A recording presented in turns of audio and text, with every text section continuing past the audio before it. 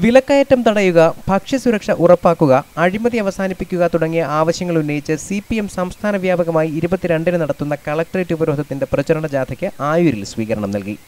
ഞായറാഴ്ചയായിരുന്നു സ്വീകരണം. ഇടമുളയ്ക്കൽ ആയൂർ ലോക്കൽ കമ്മിറ്റികളുടെ നേതൃത്വത്തിൽ പ്രവർത്തകർ ജാഥ ക്യാപ്റ്റൻ KN ബാലഗോപാൽ MPയെ സ്വീകരിച്ചു.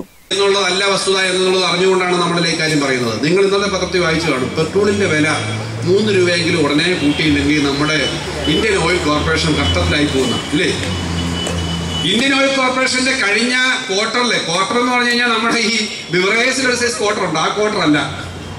ഈ കഴിഞ്ഞ 3 മാസക്കാലത്തെ ലാഭത്തിന്റെയും നഷ്ടത്തിന്റെയും കണക്ക് പറയുന്നത് ഇന്ത്യൻ ഓയിൽ കോർപ്പറേഷന് 12,000 കോടി രൂപ കഴിഞ്ഞ 3 മാസം ത്രൈമാസ കണക്ക് ലാഭമുണ്ടെന്നാണ്. CPM ഏരിയ കമ്മിറ്റി അംഗം അഡ്വക്കേറ്റ് രവീന്ദ്രനാഥ് അധ്യക്ഷത വഹിച്ചു. ജാഥയുടെ ഉദ്ദേശ്യങ്ങൾ വിശദീകരിച്ച് CPM ജില്ലാ സെക്രട്ടേറിയറ്റ് അംഗം Kollayil Sudevan, George Mathew, Karingannoor Murali, S Jayamohan, CPM area secretary Babu Panicker തുടങ്ങിയവർ സംസാരിച്ചു. ഇടമുളയ്ക്കൽ ഗ്രാമപഞ്ചായത്ത് standing committee chairman Raveendran Pillai സ്വാഗതം പറഞ്ഞു. ഓഗസ്റ്റ് 10-ന് CPM സംസ്ഥാന സെക്രട്ടറി പിണറായി വിജയൻ പുനലൂരിലാണ് പ്രചരണ ജാഥ ഉദ്ഘാടനം ചെയ്തത്. News bureau, Anchal.